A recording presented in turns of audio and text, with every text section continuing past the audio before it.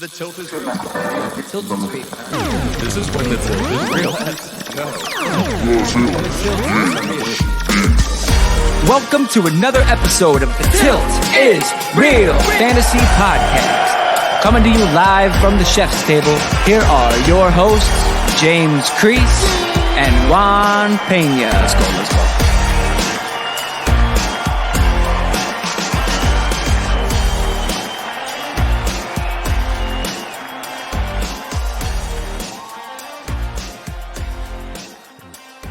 Welcome back to another edition of the Tilt is Real Fantasy Football Podcast.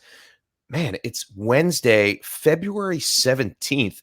And Juan, we've made it all the way to episode 41. I like this episode, Chef. It's the Kenyon Drake, the Alvin Kamara, that number 41 in Alabama number. Oh, and we're going to be running through some running backs today, man. Indeed. But first, how are you? How are you today, Juan? I'm doing fantastic, Chef. You know, any day we get to talk about fantasy football is a great day. We love Wednesday. We love the, fantasy football podcast that we do here at thetiltisreal.com. It is absolutely phenomenal. And we get to talk about fantasy. And today we get to talk about top 12 running backs. We're going to keep the information for you live all off season. We're going to go through some of these guys and tell you where they finished, the trends, who you can expect to stay where they were, and what newcomers we might expect to crack that top 12 week in and week out. And we covered the quarterbacks last week, and today we're going to cover the running backs for you. But first of all, how are you doing today, Mr. Swanson? I'm doing very well, thank you. It is Wednesday, my dudes. You guys are looking very nice right there in the chef's library, in the chef's study. In the chef's study. I love that map. Books behind me, eh? I don't just wonder too. Cookbooks, because this is technically it's not the chef's study; it's Ali's study. Well, I was also going to say, like, great literature. Cookbook. Chef is a cookbook. He doesn't need a cookbook. He doesn't need one. He doesn't need one of those. Nah. What's a cookbook, man? Yeah. What's that? Yeah. What's that? You don't need that stuff. Chef don't bake. Chef cooks. I love it. He doesn't need a recipe. Chef don't bake. You don't need a recipe. I really He's don't. Like jazz. It's like He's a walking composition. It's like you, Swanson. Like when you pick up an instrument or something like that, you just know how to do it. And when I walk into a kitchen and see a piece of food, I just know what to do with it. It just comes naturally to me. It always has. You know John Lennon? He said, "I'm an artist. You give me a tuba, I'll get you something out of it." I like that. I always wanted to do that because I can always kind of pick up an instrument and just kind of figure something out. But I always thought, like, in high school, like in the band, like it used to be like, oh, he's in band. You know what I mean? It used to be like that. Now it's a lot cooler. But before it was like a geek thing to do. So naturally I was in it and I played the flute, but there was all these other instruments around me and I would just pick them up and start messing with them. I always wanted to get good at the saxophone. That's something I wanted to do. That's a dope one, Mr. Swanson. That's like a cool cat kind of instrument. Like if you can pick up the sax trombone and play too, and make it work, you know what I mean? I can play the sax. Trombone and violin. That's right. Yeah, Chef is. Folks, I don't know if you guys know. It's a cool cat thing. Yeah, I don't know if you guys, if the thanks for the squad influence, knows. I don't know if the Tilt Squad knows, but Chef is a musician himself. He's a good singer. He's been in shows before in production, so Chef's got some chops. I've done some things. I've seen some bright lights. Yeah, he said Bill Clinton. He's got one of the coolest nicknames ever. I ain't gonna say it on air because we don't do that, but yeah, it's awesome. It's something Willie, but yeah.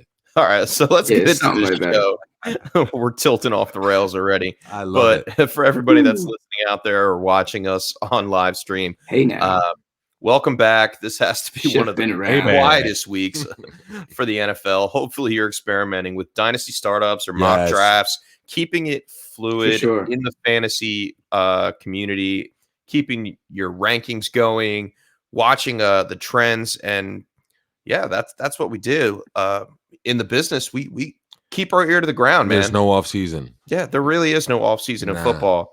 And it hurts your back keeping your ear to the ground that long, but it's worth it. Yeah, especially mine.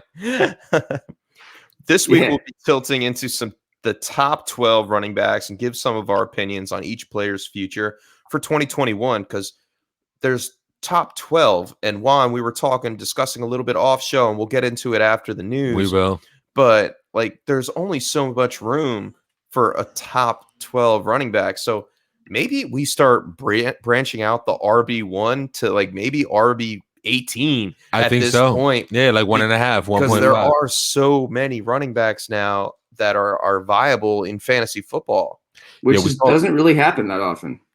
No, it's usually a pretty steady, like the same kind of group of guys. But this year, because of 2020 and because of a lot of the things that happened this season and the injuries that, some guys went through, we saw a lot of newcomers and a lot of new faces. And I don't think it'll be the same next year. And I think we might have a little bit of a repeat, but we're going to dive into that real deep and we're going to get into that.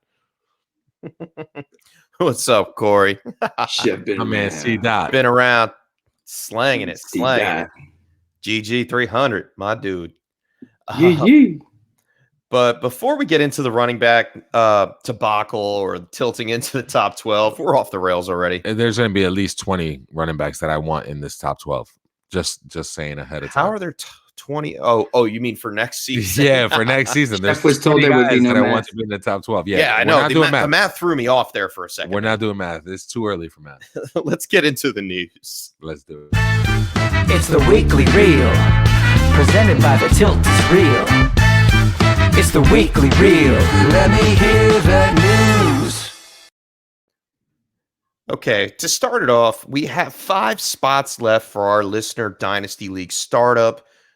Please reach out to us if you're interested in joining at the Tilt is Real on Twitter or mailbag at thetiltisreal.com for your shot up against us and other listeners in the first ever startup dynasty for the Tilt is Real. That's dope. And if you're not sure about dynasty, go back and listen to episodes 36 through 38 when we tilting into dynasty series, where we explain to you the foundations and how to approach the dynasty leagues compared to a redraft format. And listen, if you're nervous, this is the perfect dynasty league to start off with. We're not going to take advantage of you. We promise. For sure.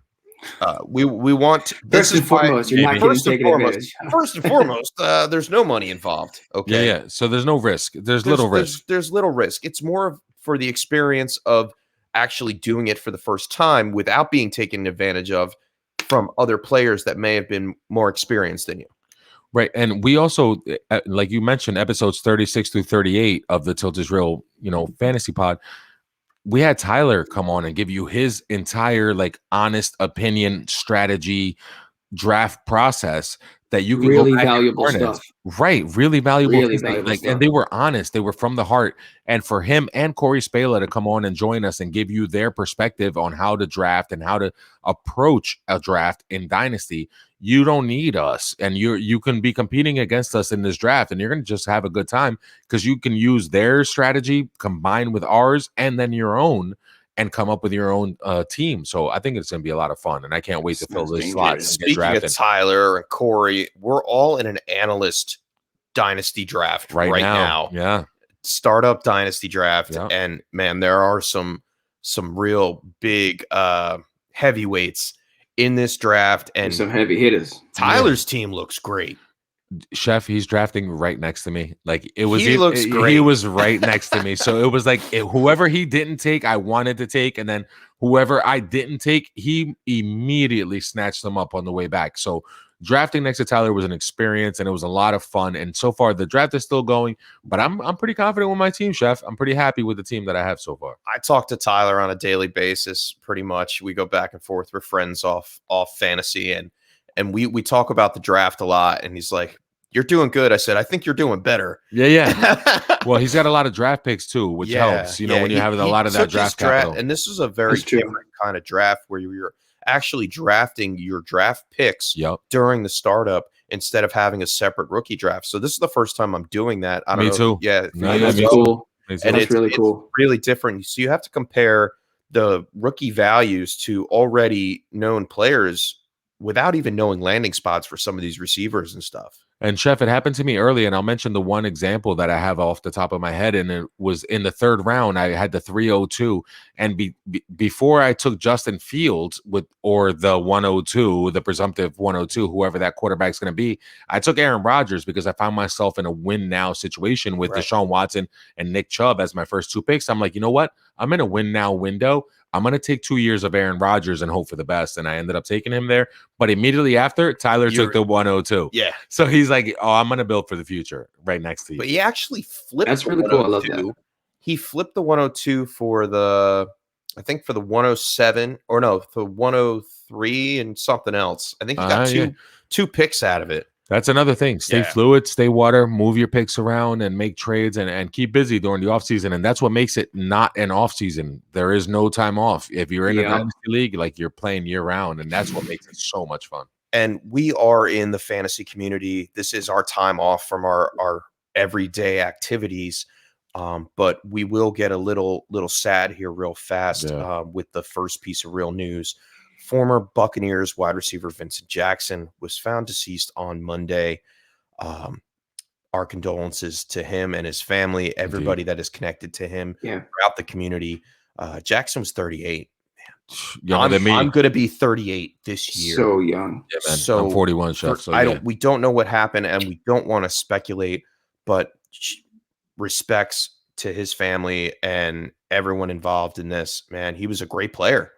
Yeah, and a great dude and a good human being on top of being a great player. I mean, he worked so closely with military families, particularly military mothers. It's sad, and we just saw his team win the Super Bowl. I mean, he was Mike Evans' mentor, for God's sake. I was gonna say, like, if you looked at them closely, you'd be like, who's who? Like, it's just the time difference as far as the age, the 10-12-year gap that they have between them. But both big body receivers, a knack for finding the end zone. And they kind of looked like similar players, and they both played on that same team with the Buccaneers. So there's a lot of similarities between the two players, and much respect to everything he did with the military mothers and helping out people, because that's something that gets, underappreciated. We have the whole salute to service month and all that, but the mothers and the widows of the guys that are out there putting their neck on the line, for someone to take the time out to look out for them. Much respect to Vincent Jackson and the career that he put together and that he put off the field too. Absolutely. Yeah, man, for real. All right, let's get into a little bit more positive things. I'm going to throw something in real fast.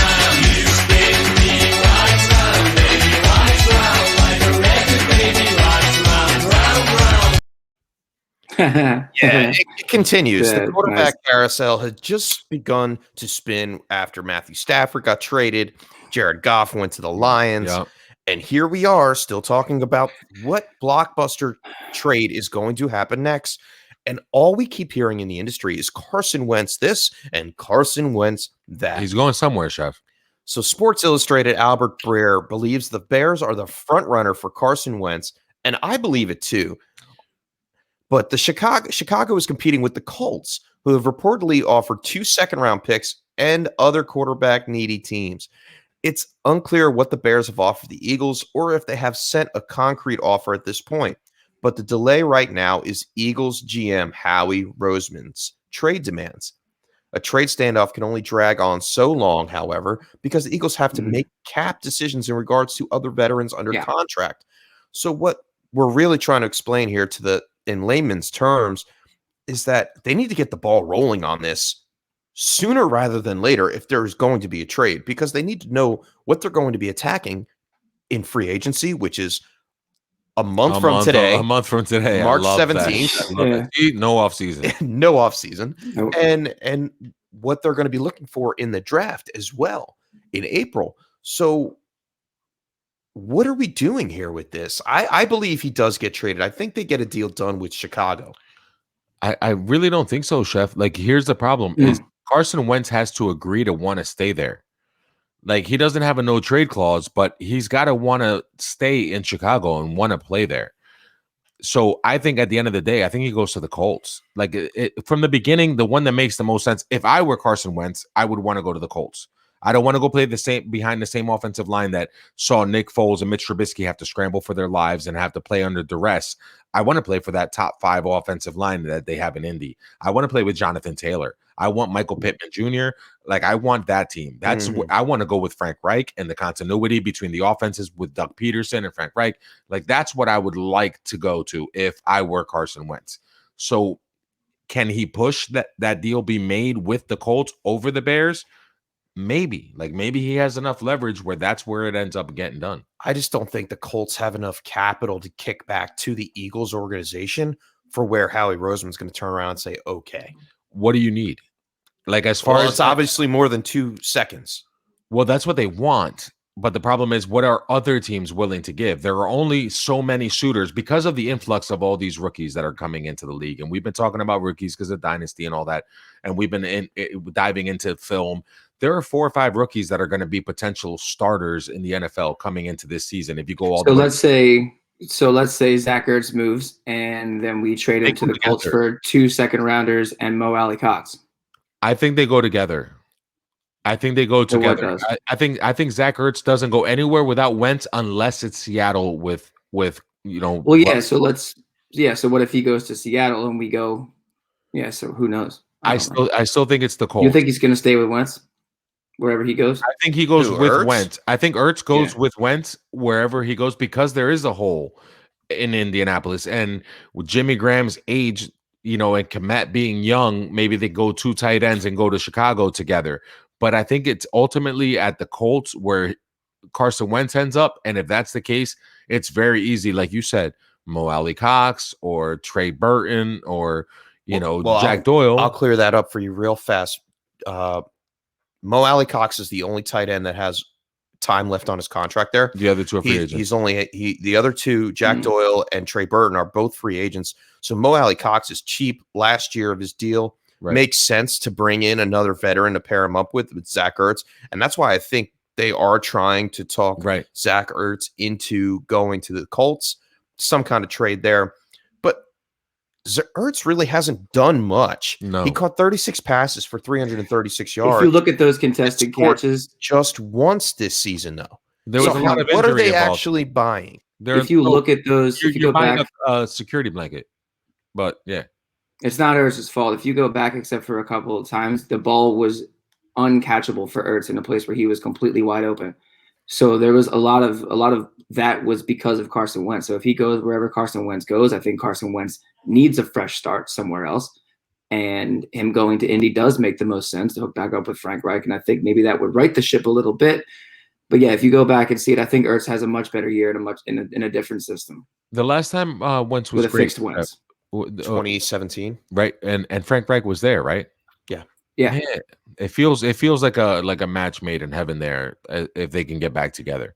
It works. I don't know if him and Ertz actually works together. Maybe not. I was hesitant on Ertz at the beginning of last season because of his age, and I think he has hit the age cliff. He's been injured multiple years in a row now. We've seen his progression slowly digress throughout the seasons, and now he's hitting where he needs to have that massive payday because he has done what he's done, Super Bowl MVP or a Super Bowl champion, right, et cetera, et cetera. His ADP is slipped. Let's just say that his ADP is now without a doubt, because there are better tight ends even in tight end premium leagues. So that just justifies the fact that he's not going to get the money that he thinks he should. So he will have to take a step back on pay to be in a more comfortable position. I could see him going sliding in to the Chargers. Yeah, after Hunter Henry leaves. After Hunter Henry goes, right, okay. I can see that too. He's a free agent this year. Seattle makes a lot of sense too, and Jonnu Smith is a free agent in Tennessee, and maybe he can go there. There's a lot of places where I'll ask you this, Chef: Gronkowski or Zach Ertz? Gronk. Wow, better player. I don't understand better player at his peak, but right at this moment, and Ertz is still younger. I take Ertz. I say Ertz. You know what I mean? Like I might be tempted to take Ertz, especially if I can pay him less than I can have to pay Gronk. We're talking money. Like football, right? Just football. Straight football. Straight football this year. Football. I need a tight end. Yeah. So if you're the Chargers and you're going to make a push, you'd rather have Gronk than Ertz. Well, we know Gronk isn't going to play anywhere else but Tampa Bay with Tom Brady. Okay, so let me ask you this. No, let's say Zach Ertz goes to the Chargers. Now, who do you draft first, Ertz or Gronkowski? Yeah, I think I like Ertz. Then I like Ertz a little bit. Okay, all right, cool. Yeah, so for fantasy-wise, it's different than football itself. But the fact that he's even being mentioned in that breath, like, speaks to the quality of tight end. It does. Yeah. We'll see what happens, though, and it's a really. I love that it's a carousel, and it's going to keep going all off season. Oh man, we've got a month left before the free agency window opens, and there's going to be speculation going through until this is the trade window for teams in the off season. They can't do anything else free agent wise, so they need to be getting some trades done. Look for it to keep continuing over the next couple of weeks. One person that probably has a contract in the midst is Gus Edwards. Yeah. They're talking solid extensions in the Ravens organization. Edwards is a restricted free agent who could require a second-round tender if Baltimore is intent on keeping him. In 2020, he led the Ravens running backs in carries while J.K. Dobbins ran for 81 more yards on 10 fewer carries. But his departure would be significant for Dobbins' usage in the backfield. I think they keep Edwards, to make the story short. I think they do. That would be the smart move. Okay, he's not a overall top-end running back, but we see a trend more so now than before. And I was listening to Chase Vernon from Fantasy Intervention talk about it yesterday on their rehab report. The main running backs that are successful, they have someone linked to them, a great change of pace back that can carry the load when the number one is on the sideline to keep the ball moving. And Gus Edwards proved that he can do that this season. A la Jamal Williams on the Green Bay Packers, right? Kareem Hunt for the Cleveland Browns. Right. There were many. Latavius Murray to Alvin Kamara. Yeah. Even when they brought in LaShawn McCoy to pair him up with Damian Williams in the Chiefs organization for the Super Bowl, like for that Super Bowl push. That's what these organizations are looking for. That steady guy that's been in there. Alvin Kamara and Mark Ingram in New Orleans. Like that was the perfect setup that he mentioned in the show that he did. And wow, like it makes total sense why these teams were so successful with a great running back and then someone that can fill the void when they step off the field. I like Gus Edwards for that role. Yeah. I like him as a solid handcuff and somebody that should be on a lot of people's rosters. One person that's probably not going to be on the Ravens roster next year is Dez Bryant. Unlikely to return. He's 32. Why is this news? Yeah. Well, this isn't news. Who cares? That's an Eagles fan's voice. I hear. Yeah. I hear an Eagle Don't voice. Be biased. I hear an Eagle. Oh, don't be biased, bro. Like Dez Bryant was all right. Yeah, he was a star. In his heyday, he was great. He was a star. And that was still a catch against. He was a star. But he only had one catch or fewer in 7 of his 8 games as a Raven. So I'm not saying he wasn't news a couple years ago, but hey, come on. Right. I mean, we could talk about another older wide receiver in Sammy Watkins. The Lizard King. The Lizard King. He may not be back in Kansas City next year, and I don't think they're going to make room for him, Juan. Chef, $15.8 million. You know what that gets you? It gets you J.J. Watt and maybe some kind of mid-tier wide receiver. No, it gets you J.J. Watt and a mid-tier wide receiver. It gets you J.J. Watt and Leonard Fournette. You know what I mean? Like that it's crazy. But Sammy Watkins and his availability and the way he played this year, and he was sporadic. And even when he was in the Super Bowl and he dressed, he was a non-factor. There's a lot of ways that you can use $15.8 million, including a prove-it deal to Kenny Golladay coming off of the injury, Allen Robinson come chase a ring. There's a lot of ways you can use that money. And I would just say, go ahead, Sammy Watkins. It's been real. Thank you very much. Everybody goes to the Eagles. It's the real nature of the beast of football, where we have to sit back and realize that it is a business. Indeed. At the end of the day, it is a bitter business where the older guys will get pushed out by younger talent, by less expensive talent, for the chance of those prospects being better in the future for their franchise. And here we are again, like another cap casualty that'll probably happen is Jamison Crowder in the Jets. Right. You know, they could part ways with their best offensive player because of this cap hit. Team high, $11.4 million, including a non-guaranteed $10 million base salary. Now, Jarvis Landry and Tyler Lockett are the only slot receivers making more than Crowder right now. I believe they earned their salaries. Sure. Not to say Jamison Crowder wasn't good, but when you're trying to rebuild a franchise such as the Jets are under new management, young quarterback, whether it's Darnold or someone new, or if they reach out and finally pique the interest of the Texans and get Deshaun Watson, either way, they're going to have to cut ties with some of those players that just aren't going to bring it to them. I don't think Aaron Jones goes to the Jets personally. We'll get there. Yeah, we'll get there. He has a lot of money. There's going to be a lot of money available. But Chef, if he's not going to get paid $10 million by the Jets, let's say he takes $7 million from the Kansas City Chiefs, and he comes to play in the slot, and then you still have $8.8 million to pay JJ Watt. Fantasy. And you have $8.8 million to pay for JJ Watt. Now the Chiefs are suddenly a way better team because Jamison Crowder is in the slot in Kansas City and JJ Watt is helping Frank Clark and Chris Jones on the defensive line. So there's a lot of things that are going to happen within the next month. And that's why I'm so excited, because there is no offseason. And the next month is just going to be a carousel at every single position. And we're going to figure out where guys are going to go. And there's players moving on all teams. And most teams only have one guy, like the Jets had Jamison Crowder. But you see the Tennessee Titans, they have two guys. You mentioned it earlier. And they're two big names. Big names. Jonnu Smith and Corey Davis. They may move on this offseason. They're both unrestricted free agents. Yep. Jonnu Smith, yes, he got injured this year, but he still ended up as a top tight end this year. Sure. For fantasy anyway. And he started the first 5 or 6 weeks like he was going to be the tight end one. Like he was on fire the first few weeks of the season. And it wasn't until the injury at left tackle to Taylor Lewan where he had to stay in and block more. And then Anthony Ferguson became a factor.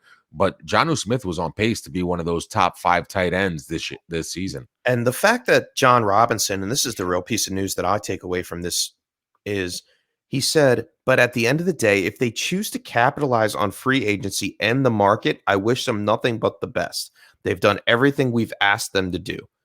That means, he said, we're not paying you, and let somebody. It's not you, it's me. Yeah, it's not you, it's me, kind of thing. Yeah. Like, oh, that's a breakup letter. Thank you for getting us as far as you did, but you obviously didn't push us over the edge. Jonnu Smith, I think, he's out of the two. I think he's the more likely to get re-signed by the Titans. More likely, but also a team like the Jaguars who had Tyler Eifert at tight end, a team like the Texans in the division who had Darren Fells I don't want Jonnu Smith at the tight end. Texans. You know, like there's teams that are going to be willing to pay. If you're going to appease Russell Wilson, I would love Jonnu Smith in Seattle. Right. If you want to appease Russell Wilson, what better way than to get him an athletic tight end like Jonnu Smith going forward? Like you try to do it with Greg Olsen, but he's a little past his prime. So there are going to be teams that are going to pay these two guys. Corey Davis in Green Bay has been a rumor that's been swirling. I'd really love Jonnu in Buffalo.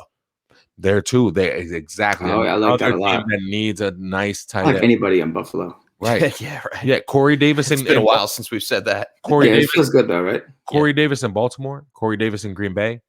Like both of these guys are gonna be in high demand, and they're gonna go somewhere and get paid. And if they don't want to pay them in Tennessee, they're gonna be gone. I could see Corey Davis somewhere wind up like Detroit.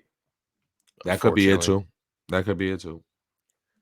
All right, so that's pretty much our weekly reel there. I love the weekly reel because there's going to be a weekly carousel every week. Oh, it's spinning, man. My head's spinning just by the talking weekly about whirl.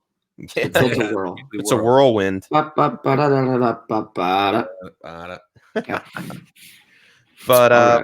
as promised at the top of the show, let's get into the tilting on the top 12 running backs. Me and my bro, yeah, we been around the map. Did a couple laps and we got a few plaques. Tell them no way when they telling me relax. Tell them no way when they letting off the gas. Ain't no way I could ever be less. Forget who the greatest, I'm greatest right now. Biggest in city and biggest in town. I ain't just messing around. I was that kid in that crowd. Now I'm on the stage or the ground, and they all singing out loud. And I'm on 10 right now, and I'm in my zone right now. Wait, hitting my phone right now. You know I gotta go right now. You know I gotta go right now. And I go hard till the lights go out. Gotta go hard, gotta let them know now. Gotta go yard, gotta get a first down. Gotta go yard, I ain't talking about a bag. Gotta go yard, I ain't talking about a brand. Trying to get a black card and give it to the fan. Gotta go hard till they know who I am. Damn. You know, with that music in there, man, they're saying you gotta go hard. And they gotta give it to the fans. They gotta get the first down. And these running backs that we're about to talk about definitely gave it their all. Put fans whatever stands they could get into to 2020, and they got it done, man. And we'll kick it right off with Alvin Kamara, number 1 overall. Let's go. And there's not much dispute with Alvin Kamara, and we could talk about his landing spot a little bit for 2021 better than just going over. I don't want to just go over his stats because he was one of the best this year. Oh no, absolutely. And you know what I love, Chef, about this Alvin Kamara finish? Last year, the number one was CMC. The year before it was Saquon. The year before it was Gurley. And the year before it was David Johnson. They all had over 80 receptions. Like, the new trend is that the number one running back in fantasy will always be relevant in the passing game. That's the new NFL. That's the new age of it. And this was the first year that Alvin Kamara didn't have 81 receptions because he had 83. Like it's his fourth year in the league, but he's had at least 81 receptions in all 4 years. He had 83 this past season, and he's just that dude, and he's involved in every single way. He's been top 9 every single one of his first 4 seasons. So kudos to him for finally finishing number one, whether or not you say it's because Saquon and CMC were out. But either way, he's going to be a consistent top 5 finisher as long as he's the pass catching running back and has a nose for the end zone like he's had in the last few years.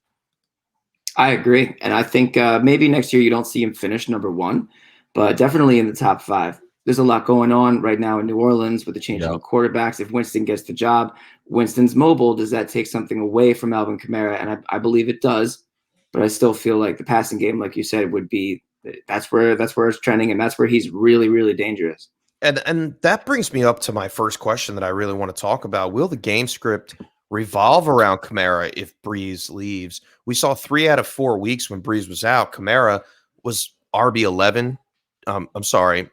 He had subpar production, even while maintaining a 50% plus snap share. He still was RB17 in weeks 11 through 13 when Breeze was out. And in week 14, I think it was 14, where Breeze came back, it was like nothing else happened. He was right back to business. But in the total 4 weeks that Kamara, I'm sorry, I'm missing my thought here. No, the total 4 weeks that Breeze was out, Kamara was RB11. Yeah, he's still there. Yeah, he's still there. He's still there, and that's with the quarterback who was mobile. That's with Taysom Hill, who was doing a lot by himself and taking some of those yards away from Dalvin, but he still finished up there. So what happens at quarterback? I meant Alvin, not answer Dalvin. To Kamara's value in 2021. If they go with a stretch the field kind of quarterback with Jameis Winston as their main threat, or do they go with Taysom Hill? Right. If they go with Taysom Hill, I think you see more of Kamara than you actually saw this season. Jameis Winston, though, it may switch things up if he can't complete passes down the field. The only way that's right is it's assuming that it's the Winston of old. Because in order for Winston to get that job, it has to be that he is programmed with one full season and now an off season and going into training camp and OTAs and all that, where his modus operandi is Thomas isn't open, number 2, check it down. If he goes that way, then Kamara's right back to 80 plus catches and he's still top 5. And there won't be anything that you can do to change that. He's still only 25 years old. He's a super young running back. And I know he came from Tennessee, but he's really Alabama pedigree because that's where he got recruited to go play. So I feel like Kamara is one of those top 5 smashes no matter what happens. And he has been, top 9.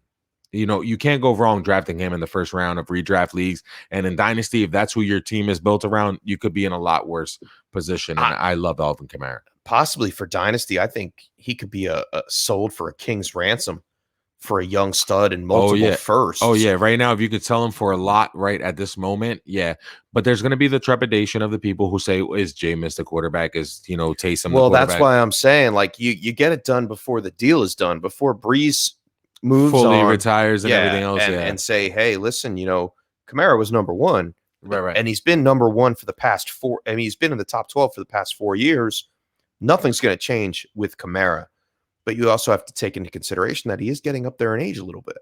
Yeah, that's the crazy thing about Dynasty is that 25, 26, it's already up in age. Like you're old already. Anything over 24, you're starting to get older and you're starting to make the move. Like, do I move on from this asset? But in all honesty, I believe he has at least 2 more years inside the top 12. For sure. Yeah, I'm down with that for sure. All right, let's move on to number 2. One of my favorites. The chef's guy. Why wouldn't he be your guy? Why wouldn't Mr. Cook? He's a cook. He's a cook. Yeah. Come on. Dalvin Cook, top 10 2 times in a row. overall, the focal point of the Minnesota Vikings offense hit over 1,550 rushing yards this past season. The only thing that is a knock on him is he's missed 3 or more games every year of his career. Yeah, that's the one thing. The concerning thing is the injury, Chef. Like, I love the offense. The offense is on the up. He was number 6 last year, number 2 this year. Like, I love the way he's going, and he should be a top 3, running back year in and year out. But the injury concerns are real, and they were real at Florida State, and they're real in the NFL. I mean, personally, I think he stays inside the top 12 for at least 2 more years. I mean, he finished as RB6 and RB2 in only 14 games. Imagine what he could do if he actually stayed on the field for a top full 16. 3. Yeah, he's top 3, maybe at number 1. Maybe at number 1. Probably at number 1. I mean, right. We sat together this past season. We watched him score 4 touchdowns against Minnesota. Yeah, against the Packers. I'm sorry, the Packers. That's what it was. Yeah. Against Minnesota. It was ugly. Oh man. Yeah, it was a quick 4. Wasn't it in the first half? It felt like it was in the first half. Like 3 of them were. Yeah. 3 of them were. Yeah, I remember this. Yeah, like it's too easy for him to score right now. I don't see the offense really clicking without him on the field. Oh no, for sure. He's the focal point of the offense. The play action all happens. The success we saw from Justin Jefferson, who will be in next week's episode, by the way, a little foreshadowing, and Adam Thielen with his 14 touchdowns. Like he'll be in there too. Yeah, he'll be in there too. So they were possible because of Dalvin Cook and the success that he had. I really think he's the bricks to that team. Yeah, 100%. I honestly don't even think there's that much more to say about Dalvin. I think he finishes top 5. Again. And that's the great thing about these 12, though. Like every year you see a turnover at quarterback a little bit, and you see a huge turnover at wide receiver because they fluctuate. But with running back, there's always a 2 or 3 or 4 year stretch where elite is elite. And I think Dalvin Cook is elite. So there's 5 or 6 guys that just aren't going to budge from that list, and they're going to be back in the top 12. And there's no way that Dalvin Cook misses the top 12 after finishing 6-2 in the last 2 seasons. He's going to be in the top 6 or 7 running backs for the next 2 or 3 years, like Jeff said. So we've marked Kamara as elite, pretty much solidified Cook as an elite running back. Top 6 making it elite for sure. What about Derrick Henry? I don't know here. Now, he's been top 5 2 years in a row, same as Dalvin Cook. And he's been on the incline. So his first season that he really broke out, he was running back 15. Then he was 5. Now he's 3. Right.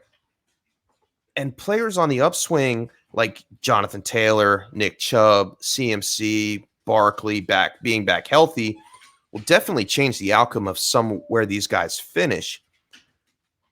But the reason why I'm bringing this up is he's the only non-catching back in 4 years to be inside the top 12, let alone back-to-back. Correct. So last non-pass catching back to be inside the top 12 with less than 20 receptions was Legarrette Blount in 2016. Correct. That is just crazy to think that one running back that doesn't catch the ball, he just puts his head down and runs people over, can be in that elite company.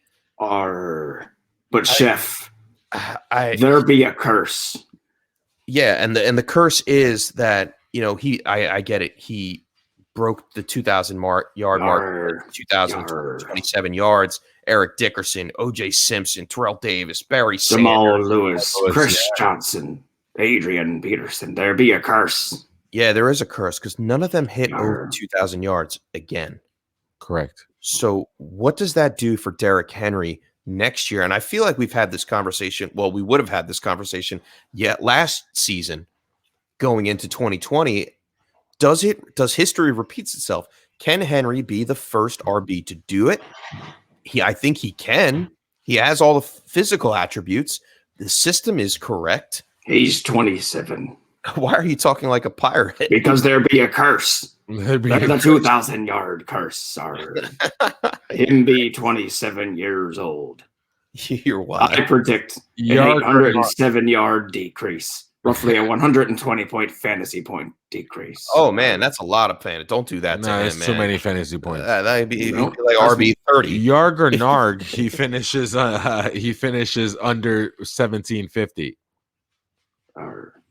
Yarg, I could see him falling closer. I could see him falling closer to the top 10 next year than up this high. I think he still finishes top 10, but I just don't think it's this high. That's what I was going to say is that I know the trepidation, Chef, and I don't want to say that he's going to be 3. I don't think he's going to have the 18 touchdowns that Legarrette Blount had back in 2016. He's not that back, and I think that offense takes a step back, especially if they lose Jonnu Smith and Corey Davis, like we were talking earlier. However, volume is king. And he is coming off he is King Henry. He is King Henry, and volume is king, and over 300 carries 2 years in a row. I think he has 681 carries in the last 2 years, which is astronomical. And he's not going to be able to keep that up forever. But for the next 2 years, I think he can hold that down, and they can continue to feed him, and he'll finish in the top 12. I will, however, have him as one of those candidates to slide down somewhere between 10 and 12. And a lot of these younger guys that we're going to talk about soon will take up that spot and move up to 3, 4, 5, 6, where he's been the last couple of years. I couldn't agree more. I think I don't know why we're talking about Pirates when he's a Tennessee Titan, but there would be a curse. Pirates can be a Titan. There would be a curse. Do you know the Tennessee Titans mascot is a raccoon? You did that in one of your questions T-Rack with Nate Polvok and is it really? The Blitz on Thursday nights at 7 p.m. on Fantasy Intervention. It's a raccoon. What's that? Fantasy Intervention, 7 p.m. on Thursday nights. The Blitz on Thursday nights. Yeah, with the chef and Nate. Get out of town. Nate, the chef, and Nate Polvok. You can catch them at 7 p.m. on Thursday nights on Fantasy Intervention, The Blitz. And they will have all the trivia questions for you. It's great football. And it is absolutely phenomenal. And fantastic stuff. And one of the great questions was the name of the raccoon, not just whether or not the Titans had a raccoon. It was the dude's name. Wow. I still don't know it. T-Rack. T-Rack. Yeah, that's right. T-Rack, like T-Mac. And Tracy McGrady for non-basketball watching fans. And and they actually had that question on there, and it would have stumped a lot of people. Really great show. It brought up really hard questions. It was weird because the state animal of Tennessee is a raccoon. But how could you know it was T-Mac? T-Rack. T-Rack. Oh yeah, not T-Mac. T-Rack. Yeah. See, I still don't know. It's a wild, but that's some fun if you want to get into some trivia on Thursday nights. Wild raccoon. A little bit of a segue there. Tennessee raccoon. Let's move on to another pesky varmint up in Chicago, David Montgomery.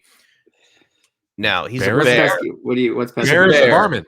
Bears are not a varmint. It was a great season for Montgomery. He finished his RB4. He did everything we hoped him to do in 2020. Over 1,000 rushing yards, 10 total touchdowns, 54 receptions, another 4. He's gotten so much better catching that ball. Right. All the opportunity in the world, and he finally showed up. But with Tariq Cohen being back next year, I see his pass catching getting cut in half, if not more. Now, Montgomery had 68 targets. He equated it to 54 receptions. In 2019, Cohen had 104 targets, 79 receptions for 456 yards. There is no way both of those players will actually be competent enough to hit the top 12 if both are on the field. It depends, Chef. Like we saw it this year with Chubb and Kareem Hunt. So it is possible. And we've seen it with Alvin Kamara and Mark Ingram, where the pass catching guy. So if somehow Tariq Cohen gets over 80 catches and Montgomery has a similar season, it is possible, but it is outside the realm of possibility if you're not going to have Tariq Cohen running the ball the way Kareem Hunt ran the ball. So yeah, probably they won't finish top 12. Definitely not Tariq Cohen finishing in the top 12, but it doesn't exclude Montgomery from finishing in the top 12. I don't think it completely knocks him out of that range. I just don't think in any case, I don't think you see the same production as you did out of Montgomery fantasy-wise for 2021. You think that changes if Carson Wentz goes there? Right. That's exactly where I was going, Mr. Swanson. Like, if they get Carson Wentz, it might change that a little bit. You can see the Miles Sanders type of production from 2 years ago where he's borderline top 12. Montgomery is, and then you just see the pass catching from Tariq Cohen, who might move to be a weapon X slot receiver type of, usage in this upcoming season. But he is a candidate to move out of the top 12. If we're gonna start, I think so too. Candidates that might not make repeat. Yeah, he's definitely my first one. Where I think Kamara, Dalvin Cook, and Derrick Henry at 1, 2, 3 from last season are locks to be back in. Even if Henry is a lower end wide receiver, running back one, I think Monty's the first one that might just be on the outs. Yeah, I'm down. I'm down with that. I think he is the biggest sell high candidate for me in Dynasty right now. If you can, yeah. I wish I still had him on my roster. I sold him a little too early, but that's how it goes sometimes. I'm reminiscing of my shares. Speaking of another candidate that may be sold or going somewhere else, number 5 here on the list we have Mr. Aaron Jones. Indeed. So I feel like there's a lot to unpack with Aaron Jones right now in terms of if he's going somewhere, where he's going, if it's New England, if it's the LA Chargers, Jets, even the Dolphins. Or the Jags. Or the 49ers. Yeah. Or the Falcons. Or the Cardinals. There's so much to unpack, right? It's ridiculous. Yeah. And do you guys have any go ahead, Chef. I was going to just piggyback off of that. That is the big question with Aaron Jones. Does he stay with Green Bay first and foremost? Is there a team that you guys have in mind? Do you think he would flourish in, he would do really well in, and then at that same time, is there a team that you really think that he shouldn't go to? I think money's going to dictate everything, and I don't think the Packers have the money. They have to make a decision on their center, Corey Linsley. That they're going to have to make. You're saying you think he's going to leave? Yeah, they have to pay maybe a corner, Kevin King. Do they bring in J.J. Watt and help solidify that defense so that they can make a run? Do they get another wide receiver in a.k.a. Allen Robinson, Kenny Golladay, Juju, Chris Godwin, like someone finally to help Aaron Rodgers? Like there's a lot of ways they can go with their money that don't involve Aaron Jones, and they already drafted A.J. Dillon in the second round to supplant him. You can sign Jamal Williams for $5 or $6 million per year and have him be that bedrock, like the chef was saying earlier, that foundational, like you're the system guy, you're going to be here, and we're going to build around you as far as bringing in younger talent to help, solidify the running game. Right. And that's the way I feel like they would go with it, and then Aaron Jones becomes the victim of that, and he's gone, and he's the one I think that ends up somewhere else. I think he does end up somewhere else. I don't believe he stays with Green Bay. If he did, he would have a great chance of repeating inside the top 10 like he has for the past 2 years. Yeah. But number 5 and number 2, yeah. He's 26 years old. You don't pay 26-year-old running backs and have a recipe for success, but he right? hasn't really shown any signs of regression.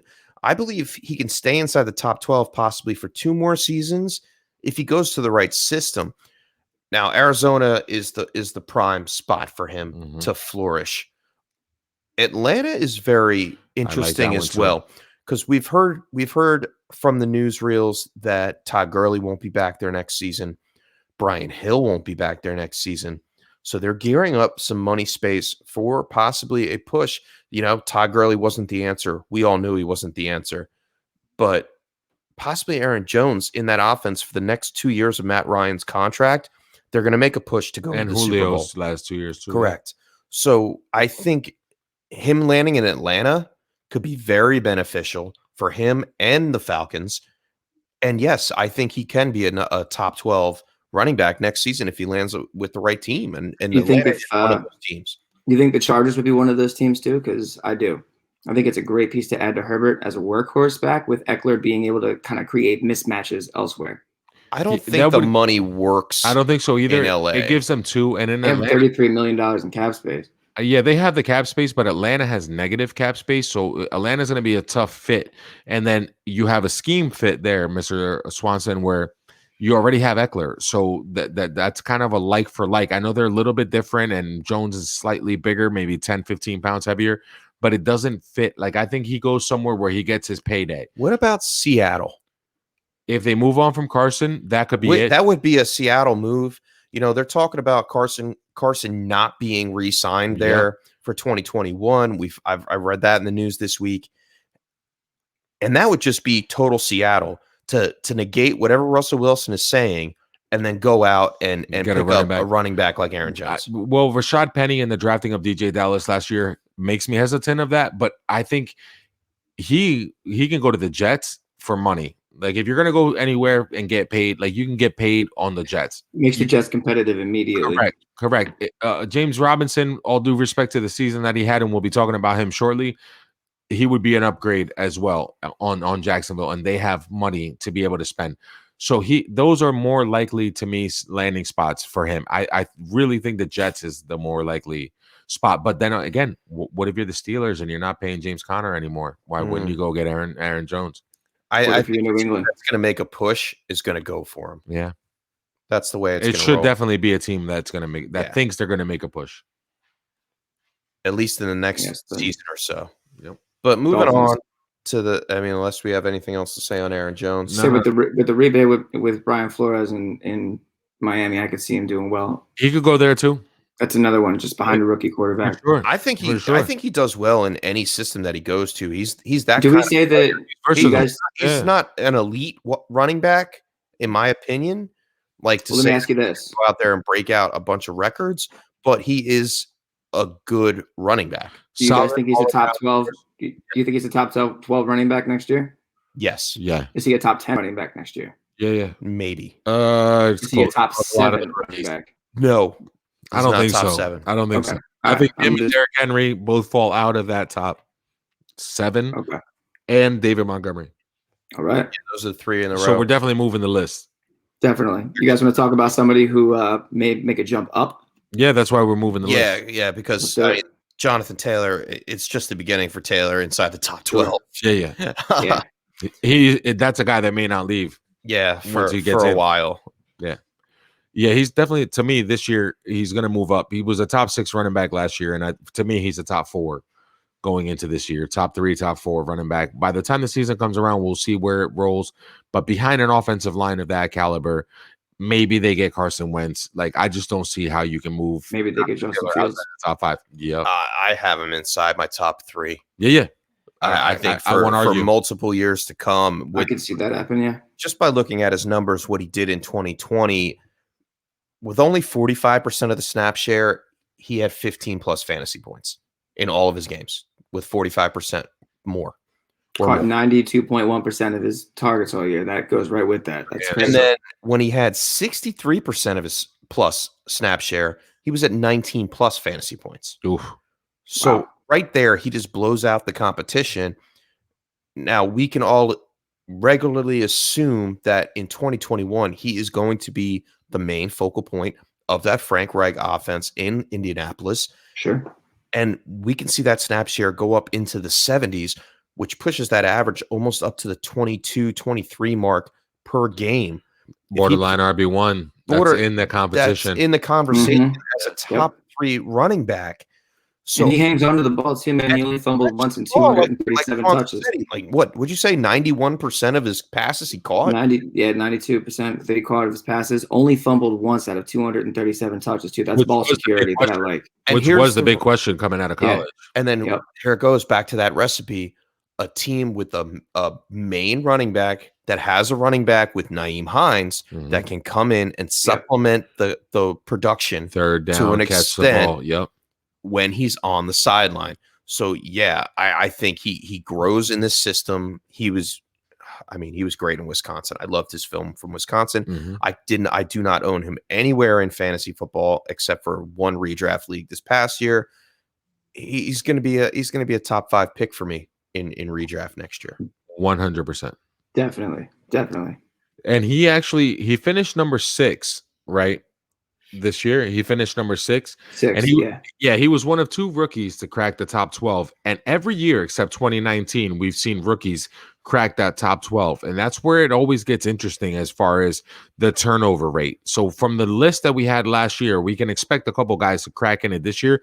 But the one guy we didn't expect to crack this list was the RB7 this year, James Robinson. Yeah. What a story, man. The fact that he was an undrafted free agent rookie is mind-blowing that he's even in this segment that we're doing here. The Jags hit the jackpot with him as did anyone who drafted him in fantasy for 2020. His snap share is through the roof, mainly because of the inability for the Jags to do anything else besides run the ball effectively. Right. Bad quarterback play will lead you to want to run the ball. With Chark banged up, they had the Glennon Minshew experiment ongoing throughout most of the season, and they relied on the run game to set the pace for their offense. I don't believe his success continues when, we can all assume now that Trevor Lawrence is going to be at the helm. I think they pick up where they left off. They get the new quarterback. They add another piece to the wide receiver core, possibly, or boost up that offensive line. I'm not sure how they're going to play it out, but they do have money to spend. And I think they spend their money in the offseason on their defense. Go ahead. I was going to say go ahead. Juan, you actually finish your thought. No, because I love their offense already. Like, I love DJ Shark, Colin Johnson, Laviska Shenault as my 3 wide receiver set with James Robinson. I would love Kyle Pitts in some way, shape, or form if they can trade up for him, but they're not going to be able to do that. But if you sign Jonnu Smith or you sign Evan Ingram or you sign one of these tight ends that's going to be available, you suddenly made a great offense with Trevor Lawrence there. So, like, I love the way the offense is going. So, beginning of this season, I had Leonard Fournette when we thought he was still going to be on the Jags. I had him as my RB14. So I had him borderline RB1 numbers. I wish he would have stayed in Jacksonville. Right, me too, because I thought that's what his value was going to be. But James Robinson was able to step in seamlessly and end up as the RB7, now mainly due to a lot of injuries. And, CMC, Saquon didn't play and all that, Joe Mixon. But still, he finished at number 7. So the premise that the Jags are going to have a top-end running back still stands. So I don't see James Robinson falling out of the top 15, 16 range if he's the number 1 running back. I think so. Go ahead. I'm sorry. Sorry to cut you off. I actually think that he will stay in the top 12. And the only reason for that is kind of the addition of Urban Meyer and Darrell Bevell as an OC. So if Bevell can do what he did with Wilson and Lynch, that he could do with Lawrence and Robinson, I think we'd be in for a big year if he can do that same thing. I'm tilting on this one. Different quarterbacks, obviously. I'm tilting on this one in the respect that he has the skill set to be an every down back, 220 pounds, nice size. Yeah. But if they have a quarterback in Trevor Lawrence that can make accurate passes and able to scramble out of the pocket and extend plays on his own, he may not lean on the running back as much. We saw him do just fine without Travis Etienne this year in Clemson. So I think it's like I want to say it's a 40% chance that we see James Robinson back in as a top 12. Yeah, he's on the borderline of guys that might slide out of the top 12, but I think Darrell Bevell would be the only difference there.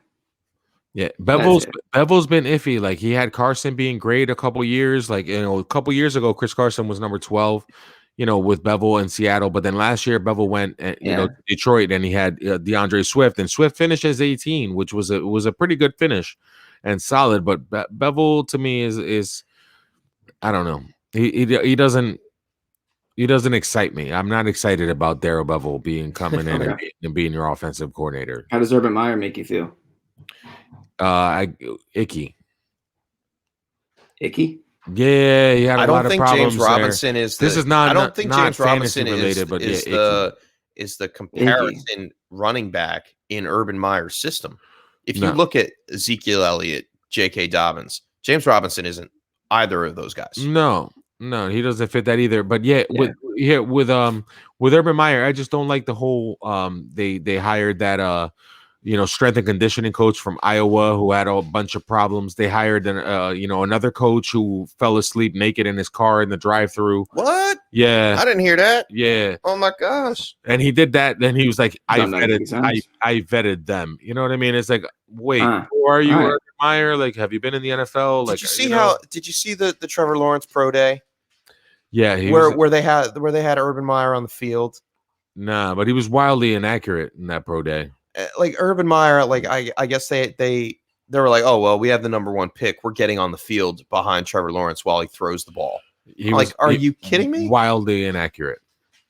He had a couple good. Yeah. He made some good throws, but he was wildly inaccurate. I know he's going to be the number one, and I know he's going to be the one no matter what. Yeah, but he was wildly inaccurate. I'm a little worried. Maybe it's just nerves. But you got to get over that. So never mind. I don't want to hear about nerves. I still think James Robinson has potential to be top 12 next year.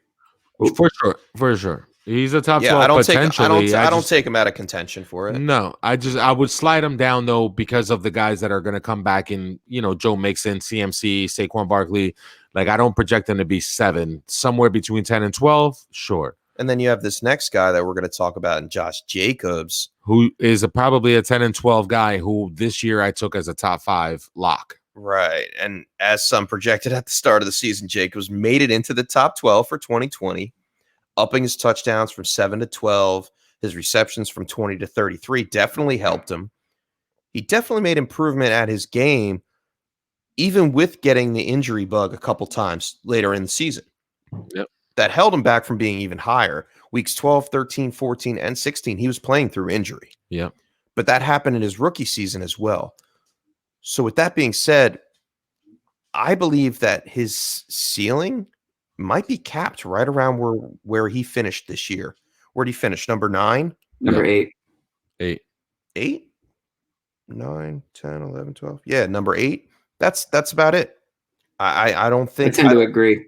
I don't see him getting up to that elite potential. He doesn't have the build to stay healthy enough in the NFL and what a lead running back has to stay on the field and get that yardage and the passing work. The passing work is what scares me off. The build, not so much necessarily, but the passing, acumen, that's what scares me off.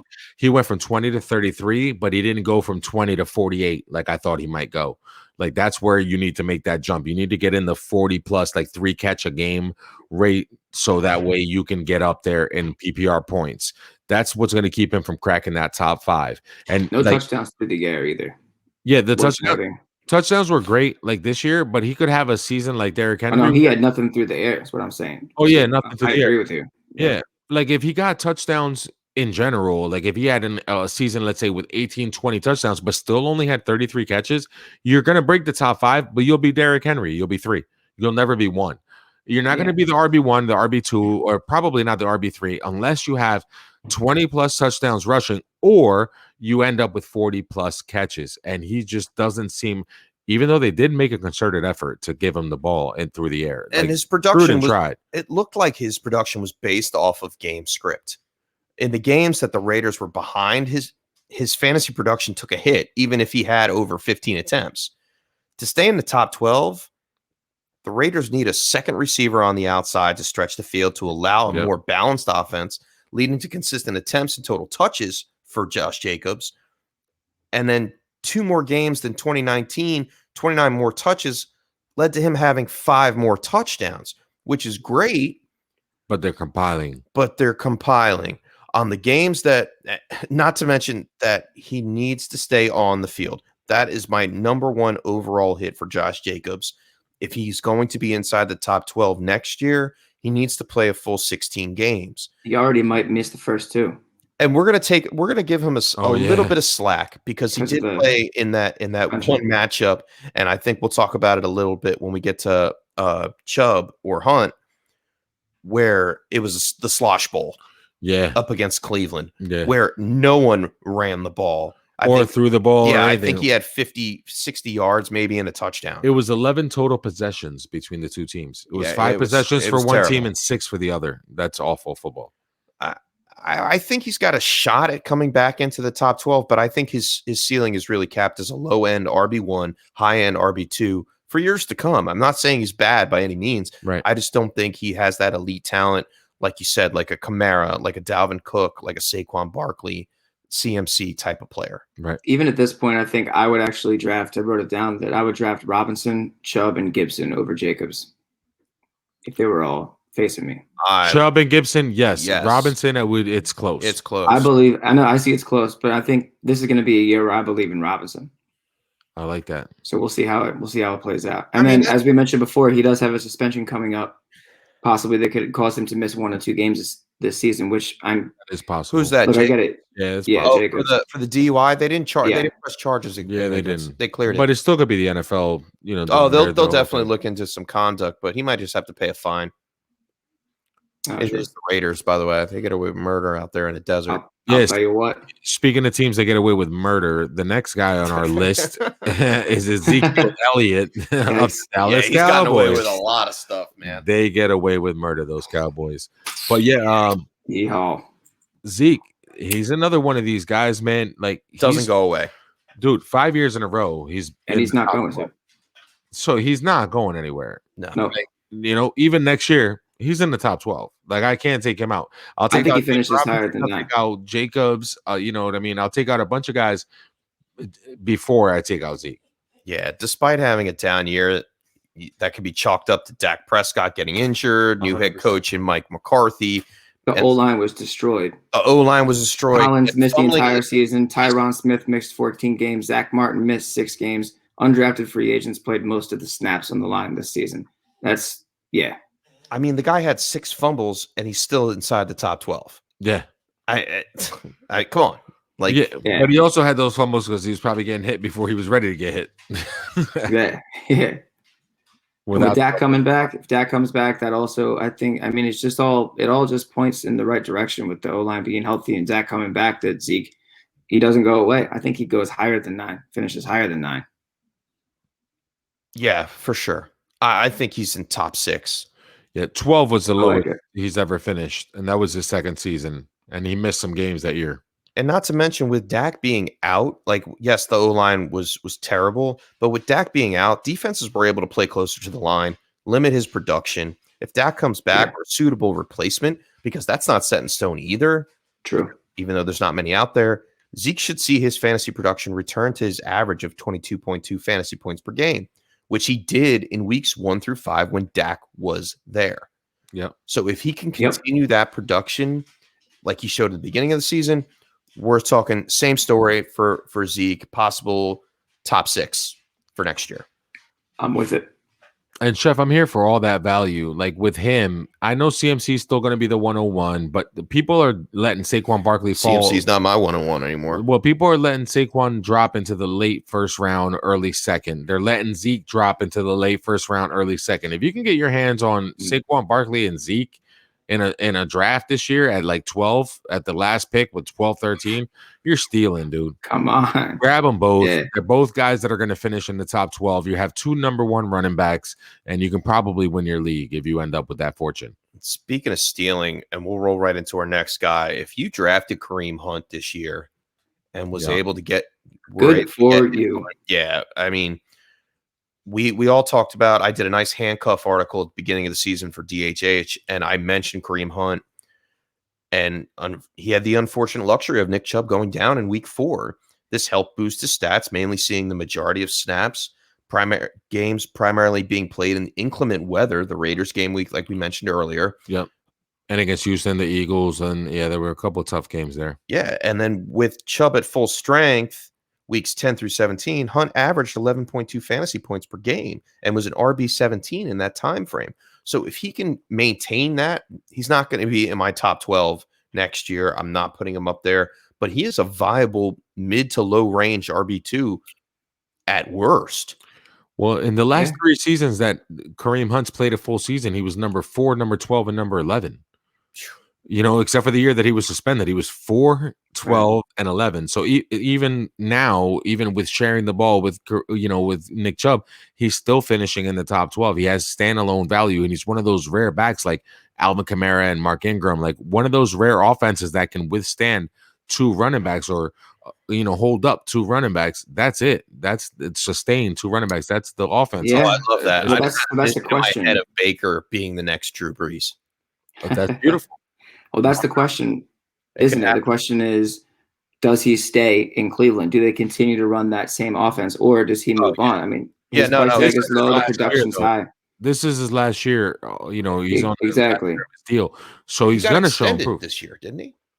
Oh, I'm not sure. No, I don't think so. His price tag is I know for sure that he's under contract for this year, so they will have both running backs going forward. And I love that mentality because next man up if somebody gets hurt. But if they don't, they kind of complement each other and they just eat up on a defense. And at the end of the game, he can have one drive where he's signed through. Sorry to cut you off. He's signed through 2022. Oh, is he really? I thought he was. I thought this was his last year. Extension. He got an extension. Then he's there. I did not know that. Okay, so my bad. All right, so because what I was going to say after that is I think he has enough talent to be a standalone to go to another team and be the RB1. But no, if he's going to stay there, then I think they can keep rolling with them. Keep rolling with them, and they shoot for it. It's pretty interesting to have two running backs from the same team finish back to back with Kareem Hunt at 10 and Nick Chubb at 11. I mean, it's pretty. You don't really see that often to see a tandem. So if it works, it works. You haven't seen it since Kamara and Ingram. Kamara and Ingram. Yeah. Yep. Yeah. But I mean, that's the system they want to run. They want to run a run-heavy offense with play action involved, similar to what Minnesota does, but only with two backs because they don't want either one to be out of the game. And I would be careful, though. I would still take Nick Chubb over Kareem Hunt, and I would make sure that everybody knows to do that, even though they both finish where they finish and they're going to be playing together for the next 2 years. Make no mistake about it. The lead back is Nick Chubb, and he's the one that's going to How many games did he miss? Is it 6? How many games? 4.5. I chalked up. Okay. 4.5. We can roll right into it because, he only had 6 carries for 43 yards in week 4. So I should say even a third, maybe. It's not even, like a third, 4 and a third games played by Nick Chubb. But the fact that he still made it as RB11 talks mountains to him. Like, besides the season opener versus Baltimore, where the Browns got steamrolled, he still averaged 6 yards per carry in that game.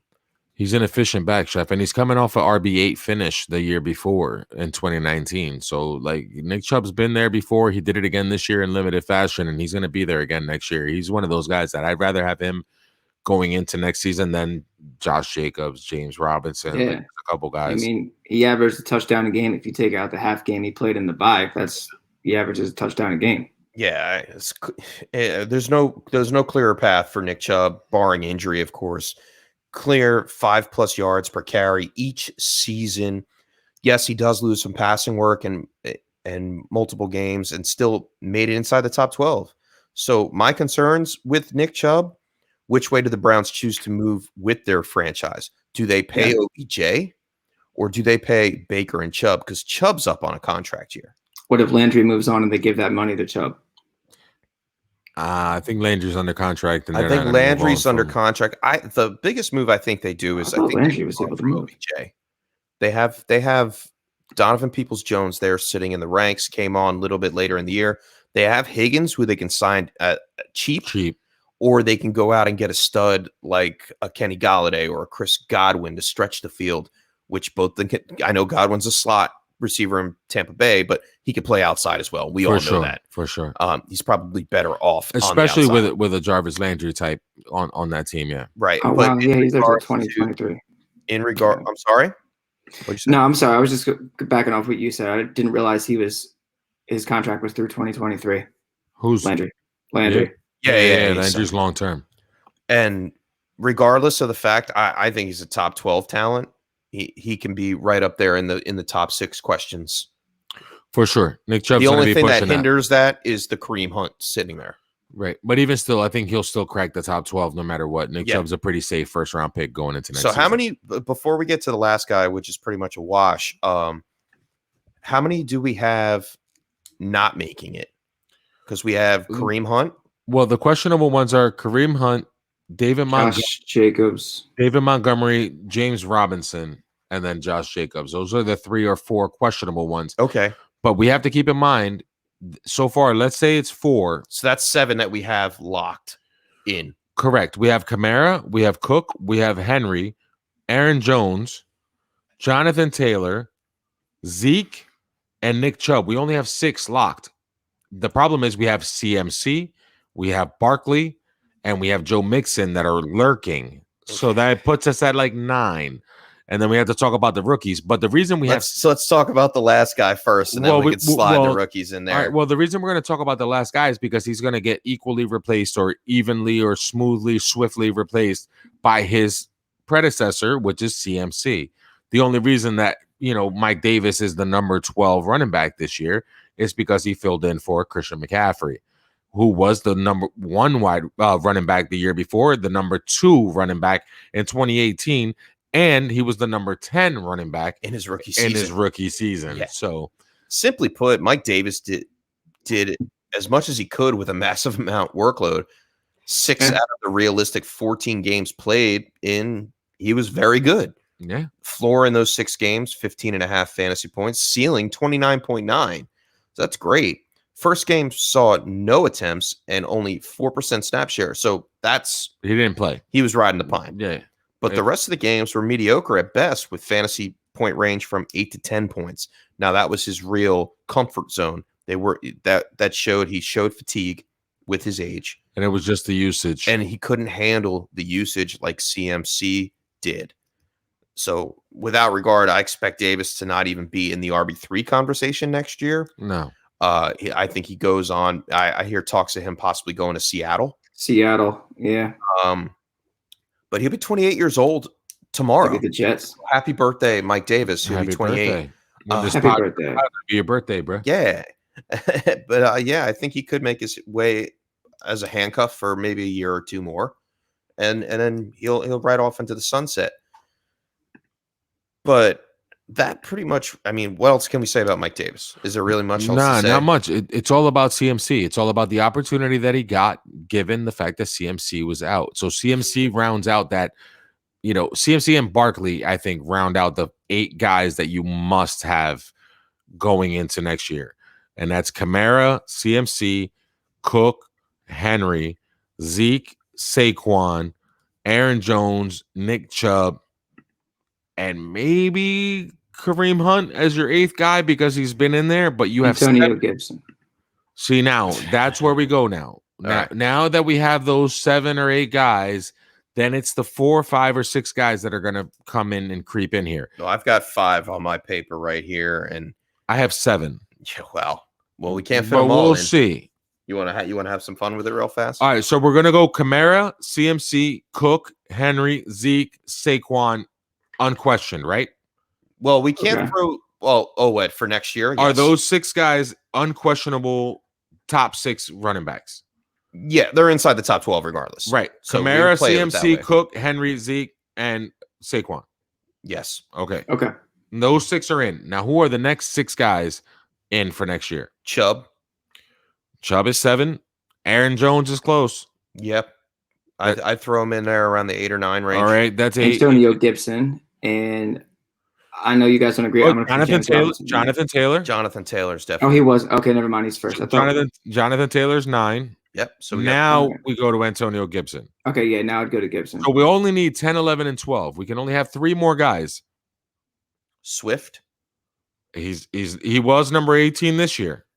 He only played 13 games. Dobbins. Yeah. He's on the list. He was number 24 this year. What about Miles Sanders? Yeah, I got him on my list too. He was number 23 this year, but he only played 12 games. Chris Carson. No. He was only 19 this year, and he only played 12 games. I'm not buying into Chris Carson. Cam Akers. Yes. Okay. So we can only squeeze in 3 more guys. We have our 9. We can only squeeze in 3 more. James Robinson. I really think James Robinson. I really do. But we can just put an asterisk out from that, and we can all agree on you're somebody. saying Robinson, Gibson, and then Dobbins, CEH, Swift, Sanders, Carson, Akers. You only get 1. I'm only getting 1 of all those? Yeah. I thought we just listed. I don't think you could put James Robinson in the same category as Miles Sanders, DeAndre Swift, J.K. Dobbins. Those 3 right there would definitely trump James Robinson. If you want to throw Gibson in that conversation, he's close. Akers is close. Yeah, Gibson was 13, and and he only played. I think I misunderstood where the numbers were. All right, so we have Kamara, CMC, Cook, Henry, Zeke, Saquon is 6. Aaron Jones and Nick Chubb make it 8. Jonathan Taylor makes it 9. And we got to keep Jonathan Taylor in. We got to keep him in. Yeah, no, absolutely. Okay, so we only get 3 more guys. Gibson was 13th, and he only played 14 games. So I'll give you that one. That's 10. You only get 2 more guys. Now, is it Dobbins, Swift, Sanders, Okay. You know what I mean? All CEH, right, Akers, Carson. Like, where are we going with the last 2 spots for our top 12 going into next year? I'm And still going to put Robinson at 12. Keep in mind, every year except 2019, there was a rookie who was also in the top 12. Every year except 2019. So Najee Harris goes to the Falcons, and suddenly you have a new top 12 running back. You know what, Juan? I'm gonna go ahead and I know I have these guys on in our dynasty league, but I'm gonna roll with the fact that the systems aren't going to change for these guys in Dobbins with the Ravens offense, run heavy offense. The second year in the system, he's going to get more passing work. And then Akers, we saw him come on as the stronger running back and head turner later on in the season. He was drafted to be that running back in that McVay system. Right. I think he propels in his second year and he gets the full workload with Darrell Henderson backing him up. They're taking Malcolm Brown out of it. Yep. And I think he gets a workload. And so those are my 2 guys. Swift, Sanders are outside right there. I mean, if we could do the top 15, they'd all be in. Right, because Swift gets the Kamara role technically with Dan Campbell coming in, and maybe the Eckler role with Anthony Lynn coming in. Personally, I think that Akers might actually outdo Jacobs this year. Yeah, you know what? Like, if I was going to take out somebody, I would take out Aaron Jones, who's been really touchdown dependent, who will probably land in a different system. Right, maybe the Jaguars or maybe the Jets, and it doesn't really work out. It doesn't really work out to where he had Aaron Jones passing him the ball. We have to include the rookie, because outside of 2019, like, where's Najee Harris? Where's Etienne? Where's Michael Carter, who Mr. Swanson talked about last week? Like, where are these guys? You know I think they're RB2s. I love the fact that there's so many RB2s. Not as many as you think, but more than last year. I think Najee Harris is obviously. I mean, if we're going to talk rookies for a second, Najee Harris is the 101 in as far as running backs go. Michael Carter, he's okay. I think he's part of a system. He's not a complete all-around This is back. a lot of running backs. If we did that list and we're saying we're going to leave out, let's say, Aaron Jones to bring in Mr. Swanson's Gibson, JT, right, Jonathan Taylor, Dobbins, Akers, but we still have Swift, Sanders, Carson, CEH, Eckler. Take CEH out of that. Eckler, please. He's the Kansas City running back. He's the at worst RB24. Damian Montgomery. If he comes back and he gets signed. Yeah, Montgomery, because we canceled him out. Like, there's a lot. James Robinson. There's a lot of guys. Like, the next year feels like a pretty good running back class, barring injury, going into the draft, where you actually might be okay with waiting a little bit and taking some chances in the draft. And we'll cover all that. We'll get onto all that. But it feels pretty good right now, the fact that there's more than, the 12 guys that are in every year. Yeah, it seems like it does. The script for fantasy is changing. It's tilting in a different direction. Since it's been more pass heavy the past couple of years, these running backs are starting to pile up. The PPR running back is a real deal, man. Yes, and there are more, and you can't ultimate weapon running back without catching the ball. But now all of them, besides Derrick Henry, are catching the ball. Like, next year, J.D. McKissick, Tariq Cohen, like, there's a lot of guys that might just be pass-catching specialists, that are going to be RB2s when it's all said and done, when the dust settles. Well, we'll see. I mean, we can only fit so many in, and like you guys have witnessed here, we've only been able to really – Juan, you really didn't answer your own question. Both Mr. Swanson and I actually came in and gave our opinions on who would make it in those last 3 spots. What are yours? Yeah, I'm not going to leave out the guy that's going to be in the Kamara role, so I'm going to leave Swift somewhere in there. Mr. Swanson already said Gibson's already in, so there's no way I'm leaving Gibson out. He was 13. He should have just slid right in. There's going to be a change of guard in Philly, and Carson Wentz is going to be gone, so I like Miles Sanders to also make that jump because of the talent and what he was going to be, and there's got to be a rookie every single year, so I'm going to say Najee Harris or Michael Carter or Etienne, depending on landing spot, who gets where, who goes where. That's going to be the other guy that cracks the top 12.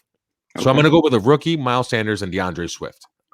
I want to get behind it because it has happened. Like one but rookie every J.K. year. Dobbins. Ugh. The one rookie every year that does it. But with all these running backs piling up, all these older free agent running Joe backs. Mixon too. Marlon Mack. Yeah, he could go somewhere and sign. Yeah, but all Joe these Mixon players, these rookies may not get the opportunity to be a starter and make it in their rookie season as an RB1. I like the fact that there's at least 25 running backs right now, where last year at this time I was like, I'm not sure about it. And now there are definitely 25, 30 running backs that I really like. Yeah. Oh, yeah, definitely. It's a lot different. I drafted light in our startup. I drafted 3 running. I took, who did I take? I took Cook at in the second round of a super flex. I took David Montgomery for some stability.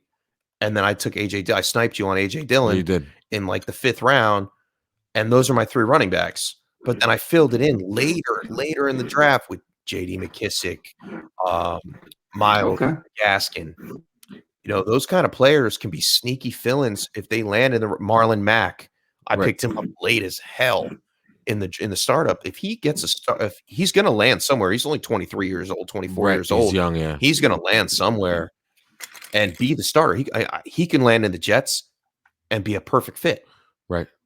Yeah, I took Nyheim Hines and a couple guys in that startup league. I took them a little bit later on just to, get those pass catching backs because they're invaluable. Like if you can grab a guy, like you said, like JD McKissick or Nyheim Hines, and he's going to catch 60, 70 balls for you. Like that's a PPR RB2, RB3 that you're going to be able to plug in and week out and put them in your flex and let them roll for you. So I had some of those guys, and my team was built around Nick Chubb and Chris Carson at the top. So that's who I went with. I got a little Zach Moss action going on there too, just in case he becomes a starter in Buffalo. Yeah. I like Zach Moss, man. I don't dislike him. I just think I hate the fact that Singletary's there. Yeah, I also drafted the 108 and 109. Just you're gonna get running back something. Sweepstakes. You're good. I'll get something. I just did a mock draft, which I'll talk about in a second. But the wide receiver group for this draft, for this rookie class, is just amazing. It is. This is definitely a year where if I can move 2 or 3 of my receivers for a running back, I'm doing it, and then drafting rookie wide receivers. Yep, that's nice. What I'm doing. All right, guys, I think that about wraps up the show. For all of you that may have just joined in or just checking us out, this is The Tilt is Real, episode 41. We just ran down tilting through the top 12 running backs. Next week, we'll be back giving you our top 12 wide receivers. And if the conversation goes anything like it did tonight, it should be spectacular. And I'll start off the sign-offs, guys. You can find me at @FF_chef on Twitter. And tune in tomorrow night if you have a chance. The Blitz Trivia Show on Fantasy Interventions YouTube channel at 7 p.m. Eastern Time. We've got Nate Povote as hosting this week, and myself with Jason Sayers from Fanatics, the Dolphins, fanatics.com, and Chase Vernon from Fantasy Intervention coming in there, having some fun, doing some football trivia. Go ahead and check out my rookie mock ball blast article coming out later this week from Kevin Tompkins, from Ball Blast Football. And if you want to know anything about Trevor Lawrence, go ahead and check out one of my articles over there at Ball Blast Football. I just wrote a piece on Trevor Lawrence not too long ago. Nice. On. Yeah, you can find me at FF One of a Kind, and my latest article is up on Fantasy Intervention. It's a doppelganger piece. I will have another one of those coming out this week. The chef and I are going to be recording the case study with Corey Spela here shortly for Fantasy Intervention. He's got the merch on right there. Got some merch. He's got the hoodie. And we're going to be doing mid-round must drafts this week, and it's the second part of our series. And we're going to be taking guys that we're drafting from the 85th position to about 120. So we're kind of breaking down startup drafts and guys that you should want to leave your draft with, or that you must leave your draft with, and we'll be covering that. So stay tuned. We'll see you next week on the Tilt is Real Fantasy Football Podcast. Mr. Swanson. Hey, thank you, guys. You guys can find me at FFJohn, JAWN Swanson on Twitter. Send me a message if you need anything for your podcast or for a show or for a radio ad or just to annoy your friends and family with. I'll make some music for you that you can that you can bump in your car. Also Crow. I'm going to mention Crow. Sure. You guys yelled at me last week that I didn't do it. Good. You can find us on Twitter at OKCrowOK, spelled out OKAY. It's hard to spell the word okay because the first two letters are okay. So OKAY. OKAY Crow OK. Yeah, that's it. And we're putting some new music out soon. And definitely go check out everything that these guys have going on, especially the Blitz tomorrow night. Do it. That's so much fun, that Bye-bye. show. All right, guys, we got one more show left in February, and we'll see you guys next week. Thanks for tuning in, and we'll check you out later. Peace. Bye. Thanks for tuning in to the Tilt is Real Fantasy Podcast. Like and subscribe on YouTube and follow us on Facebook and Twitter. Check out our website at thetiltisreal.com for more great fantasy football content. We'll catch you guys next time on The Tilt is Real.